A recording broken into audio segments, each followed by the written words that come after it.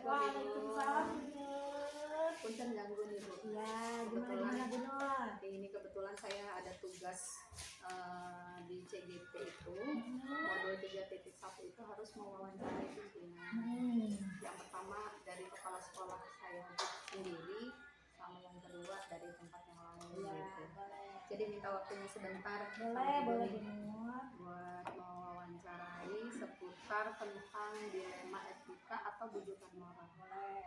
Nah, sebelumnya Ibu sudah tahu nggak belum tentang dilema etika atau bujukan moral? Alhamdulillah sudah Bu Nur. Ya. Punten Ibu ya. Pertama, selama ini bagaimana Ibu dapat mengidentifikasi kasus-kasus yang merupakan dilema etika atau bujukan moral? Ya, kalau selama ini Bu Nur, karena sudah jelas kalau dilema etika itu kan ada beberapa pertimbangan seperti kebenaran dengan keadilan, kemudian rasa kasih sayang dengan kemanusiaan, kemudian lagi pertimbangannya jangka pendek dan jangka panjang. Sedangkan kalau bujuk moral ya sudah jelas benar dan salah. Oh gitu ya. Yeah. Oh, jadi lebih ke kalau bujukan moral mah salah dan benar gitu ya. Kalau dilema etika benar dengan benar. Ya, jadi nilai-nilai kebenaran versus kebenaran, kemudian keadilan dengan kemanusiaan, kemudian dipertimbangkan jangka pendeknya apa, jangka panjangnya apa. Kalau untuk bujuk moral ya sudah pasti benar versus salah. Oh, hebat sekali nih Ibu nih. Yang kedua Ibu punten, selama ini bagaimana Ibu menjalankan pengambilan keputusan di sekolah Ibu, terutama untuk kasus-kasus di mana ada dua kepentingan yang sama-sama benar atau sama-sama mengandung nilai kebajikan. Nah, ya itu kan jadi masuknya ke dilema etika ya Bu Nur, Iya, karena dua-duanya mengandung nilai kebenaran dan dua-duanya juga mengandung kepentingan yang ada kebermanfaatannya. Jadi yang saya upayakan yang pertama itu adalah saya menginventarisir data atau fakta yang ada di lapangan. Kemudian setelah saya mendapatkan fakta-fakta di lapangan, saya akan berkolaborasi untuk mengkomunikasikan dengan siapa-siapa saja yang terlibat di dalamnya. Saya akan mendapatkan beberapa masukan dari memang teman-teman yang terlibat di kebijakan atau di pengambilan keputusan tersebut. Karena keputusan yang saya ambil ini kalau sifatnya untuk dilema etika itu pastinya harus ada nilai kebajikan dan berpusat pada kepentingan dari si peserta didik itu, sehingga saya tidak bisa mengambil keputusan secara langsung, harus ada beberapa uji pertimbangan. Iya. Benar. Keren nih Bu, hati-hati sekali berarti ya keputusannya. Ada langkah-langkahnya dulu gitu, prosedur-prosedurnya yang harus diambil baru pengambilan keputusan. Berikutnya nih Ibu, langkah-langkah atau prosedur seperti apa yang biasa Ibu lakukan selama ini? Sebenarnya tadi sudah terjawab ya di pertanyaan yang kedua tadi ya Ibu ya. Boleh diulangi lagi Bu untuk yang ketiga tadi ya, langkah-langkah atau prosedur seperti apa yang biasa Anda lakukan untuk dilema etika. Ya, dilema etika. Ya tadi saya yang pertama saya akan menginventarisir dulu nih data atau fakta yang terjadi di lapangan seperti apa. Karena saya tidak bisa mendengar dari satu pihak saja, harus mendengar dari memang beberapa pihak yang terlibat di dalam nanti pengambilan keputusan tersebut. Sehingga nanti ketika sudah saya dapatkan data di lapangan, kemudian saya mengkomunikasikan dengan beberapa pihak yang terkait, sehingga nanti itu bisa dilakukan uji publik atau uji kebenarannya, sehingga nanti baru diambil keputusan yang tadi harapannya berisi nilai kebajikan dan juga berpihak pada kepentingan dari peserta didik. Oke, baik. Berikutnya, hal-hal apa saja yang selama ini Ibu anggap efektif dalam pengambilan keputusan pada kasus-kasus dilema etika? Ya, yang dianggap efektif adalah ketika saya sudah mendapatkan data atau fakta di lapangan, kemudian saya coba mengkomunikasikan dengan pihak-pihak yang terkait, sehingga saya mendapatkan beberapa masukan atau pertimbangan juga, itu lebih efektif untuk saya mengambil keputusan, karena keputusan itu memang harus dipertimbangkan. Kalau dilema etika kan mempertimbangkan dua nilai kebenaran yang berisi juga dua nilai kebajikan. Ya, sehingga memang harus banyak pertimbangan atau uji-uji yang memang dilakukan pada saat pengambilan dilema etika ini. Ya. Yang kelima, apakah Ibu memiliki sebuah tantangan dalam keputusan pada kasus-kasus dilema etika? Ya, kalau tantangannya sebenarnya benar, karena dilema etika ini belum, atau teman-teman di sekolah kan belum semua memahaminya ya, sehingga ketika dibenturkan dengan dua nilai kebenaran, biasanya teman-teman itu masih mengedepankan ego. Iya benar ya. Contohnya misalkan ketika anak ini misalkan punya kemampuan sebenarnya, karena terbentur pada kehadirannya ke sekolah dikarenakan misalkan ada orang tuanya sakit dan segala macamnya. Terkadang rekan sejawat itu egoisnya masih tinggi. Udah Bu, nggak ditaikkan saja, atau misalkan udah biarin lah, biar kapok tinggal kelas saja. Padahal kalau kita merunut pada dilema etika, itu kan kita juga harus memikirkan antara rasa kemanusiaan dan keadilan. Kemudian ketika anak itu tidak naik kelas atau tinggal kelas, nanti ke depannya jangka pendeknya itu kan kita harus pertimbangkan, jangka panjangnya juga kita harus pertimbangkan. Sehingga memang perlunya sosialisasi terkait apa itu dilema etika kepada rekan-rekan sejawat itu penting untuk meminimalisir tadi tantangan yang terjadi di lapangan, karena selama ini rekan sejawat itu hanya melihatnya kan dari sisi benar atau salahnya saja. Ya, jadi kalau dilema etika ini memang harus sering-sering kita sosialisasikan, sehingga nanti kedepannya rekan sejawat pun punya kemampuan ketika mengambil keputusan yang berisi nilai kebajikan dan kedepannya itu berpihak pada kepentingan dari peserta didik. Ya. Memang bijak sekali nih Ibu nih kalau mengambil keputusan, perlu belajar nih mungkin. Berikutnya Ibu, apakah Ibu memiliki sebuah jadwal tertentu dalam sebuah penyelesaian kasus dilema etika? Apakah Ibu langsung menyelesaikan di tempat atau memiliki sebuah jadwal untuk menyelesaikannya? Bentuk atau prosedur seperti apa yang Ibu jalankan? Ya, kalau untuk yang dilema etika betul, karena saya harus mencari data dulu di lapangan, kemudian saya juga harus mengkomunikasikan dengan pihak-pihak yang terlibat atau terkait pada kasus tersebut, maka biasanya di awal saya akan menyikapinya, saya akan memanggil memang secara personal orang yang memang diduga misalkan memerlukan tadi ya penanganan khusus. Setelah itu tapi tidak saya langsung berikan keputusan di hari tersebut, karena ini kan berkaitan dengan dua nilai kebenaran dan dua nilai kebajikan memang dibenturkannya.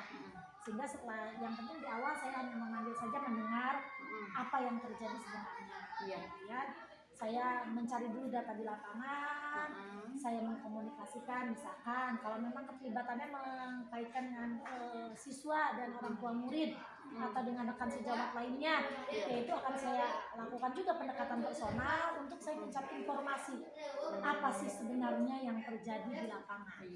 Kemudian setelah itu didapatkan, maka kalau memang perlu ada diskusi dengan pengawas pembina, misalkan selaku atasan tertinggi dari sekolah, misalkan itu akan dikomunikasikan. Tapi misalkan kalau cukup di ranah saya saja tatarannya, ya cukup di saya, baru nanti saya akan memanggil kembali rekan sejawat atau memang orang yang misalkan terkait dengan pengenanganan dilema etika.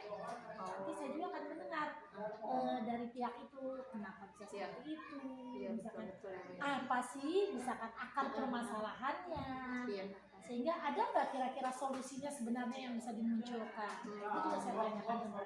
Untuk nanti tetap akan disepakati bersama, tadi merunut pada nilai kebajikan dan juga yang utamanya adalah berpihak pada peserta didik, jangan sampai peserta didik dirugikan, dan oknum tersebut misalkan juga tetap harus kita berikan konsekuensi jika memang terbukti ada ketidaksesuaian dengan pelatihan. Iya, betul ya Bu ya, berarti tidak boleh tergesa-gesa dalam mengambil keputusan ya, harus diamati dulu, ada langkah-langkahnya ternyata ya Bu ya. Berikutnya nih, adakah seseorang atau faktor-faktor apa yang selama ini mempermudah atau membantu Ibu dalam pengambilan keputusan dalam kasus-kasus dilema? Ya, sebenarnya semua berperan penuh Bu Nur kalau di sekolah itu, termasuk dewan guru, kemudian juga wali murid, komite, kemudian pengawas pembina, itu sebenarnya berperan penuh sesuai dengan kebutuhan dari kasus dilema etika yang dihadapi. Sehingga menurut saya kolaborasi dengan rekan sejawat, komite, kemudian orang tua, bahkan dari siswa itu pun sendiri, buat saya itu membantu saya dalam proses pengambilan keputusan. Nah, keputusan ini kan menyangkut orang banyak, karena di sini juga kan kita di langkah mengambil keputusan kan juga ada uji publik, uji regulasinya lah, kan ada 9 langkah itu kalau tidak salah. Yang penting dilakukan 2 atau 3 pengujian lah, pengujian dari pengambilan keputusan itu. Iya, berarti selalu mengedepankan komunikasi ya. Betul. Sekitar gitu ya, tidak pernah mengambil keputusan itu berdasarkan, padahal kan sebenarnya Ibu punya wewenang nih gitu ya, tapi kalau setiap mengambil keputusan melibatkan selama kasusnya dilema etika. Tapi kalau bujuk moral itu sudah pasti. Oh gitu. Benar versus salah ya sudah. Tegas aja. Kalau misalkan Bu, uang BOSP kita pakai aja Bu buat jalan-jalan. Nah itu kan sudah jelas bujuk moral, karena udah jelas benar dan salah nilainya, ya sudah. Kalau sudah benar ya benar saja, jangan dilakukan gitu. Tapi Ibu mah hebat kok, karena saya sendiri, jadi malah lebih ke uang pribadi Jadi artinya kalau untuk dilema etika itu kita masih bisa mengkomunikasikan, karena memang ada beberapa langkah yang memang harus kita tempuh untuk mencapai keputusan yang nilai kebajikan tadi, nilai kebajikan dan harapannya berpihak pada peserta didik. Tapi kalau kasusnya itu bujuk moral, itu ya sudah tidak ada toleransi lagi, karena memang sudah jelas benar versus salah. Yang salah ya sudah, kalau jelas salah apa penggunaannya ya tidak usah dilakukan.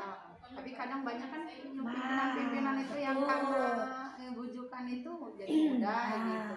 Ya betul, benar. Jadi selama masih dilema etika memang kita perlu ada komunikasi dengan orang lain, karena memang banyak pertimbangan yang harus kita lakukan. Perlu diperbanyak sih kayaknya pimpinan yang kayak ini. Kalau bisa fotokopi banyak.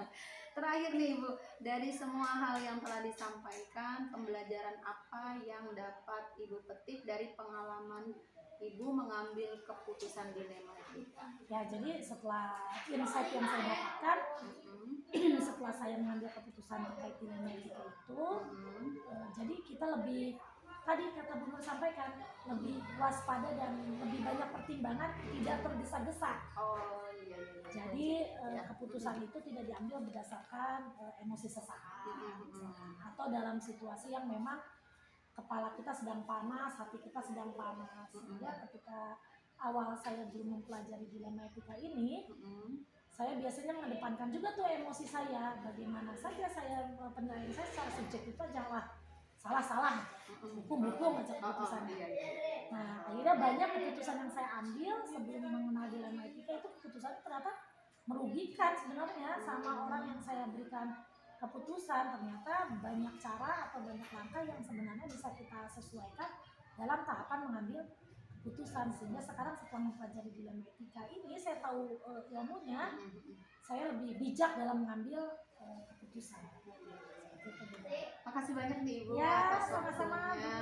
Masya Allah, Ibu baik sekali, ini sudah meluangkan waktu buat saya. Ternyata memang tidak mudah menjadi pimpinan itu ya Bu ya. Betul sekali. Yang terlihat orang kayak mudah, ternyata Masya Allah bebannya luar biasa sekali. Sehat-sehat buat Ibu. Sama-sama Bu. Mudah-mudahan kuat menjalankan amanahnya, dimudahkan segala urusannya. Sukses juga buat Bunur ya. Makasih, Bu. Iya.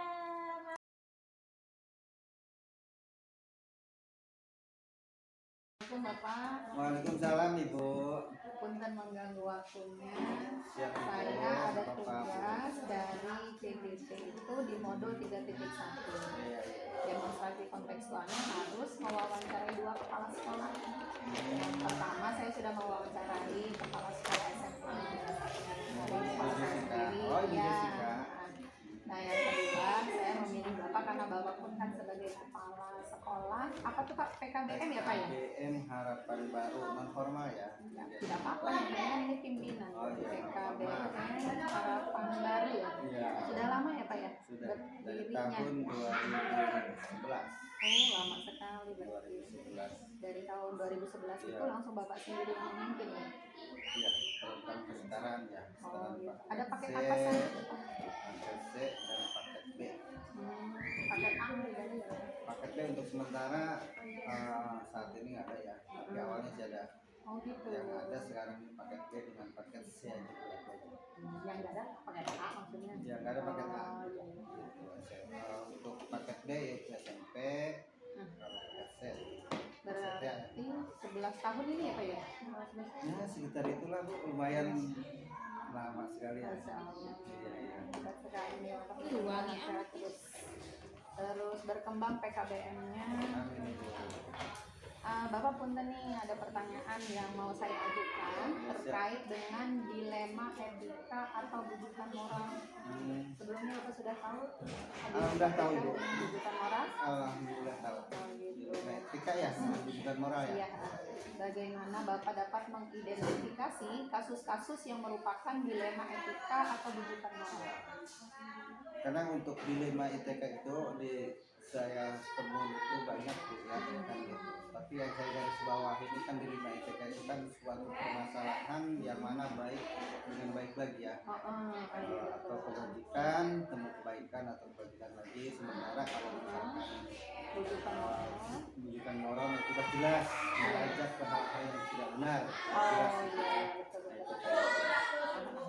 Baik, yang kedua nih Pak, selama ini bagaimana Bapak menjalankan pengambilan keputusan di sekolah Bapak atau di PKBM yang Bapak pimpin ini, terutama untuk kasus-kasus di mana ada dua kepentingan yang sama-sama benar atau sama-sama mengandung nilai kebajikan. Untuk kasus seperti itu Bu ya, saya kerap kali bertemu ya untuk kasus yang pertama tadi ya, dan itu saya selesaikannya itu dengan cara begini. Kalau misalkan itu ada dua permasalahan yang sama-sama baiknya tuh kita selesaikan tuh.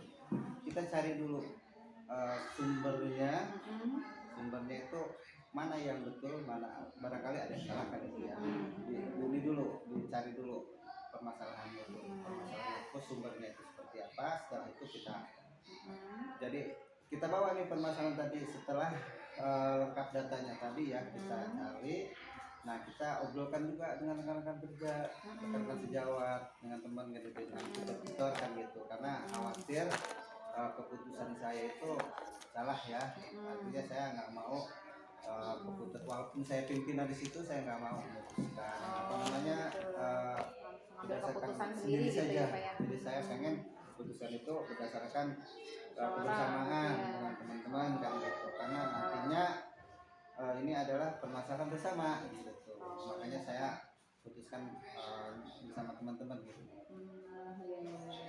Jadi meminta pendapat ya, pendapat dari orang lain gitu yang untuk mengambil keputusan yang Bapak mau ambil gitu ya. Ya, yang ketiga Pak, langkah-langkah atau prosedur seperti apa yang biasa Bapak lakukan selama ini? Sebenarnya tadi udah dijawab ya.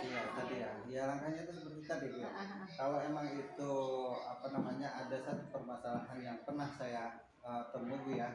Nah itu saya yakinkan dulu tuh permasalahannya itu kan gitu.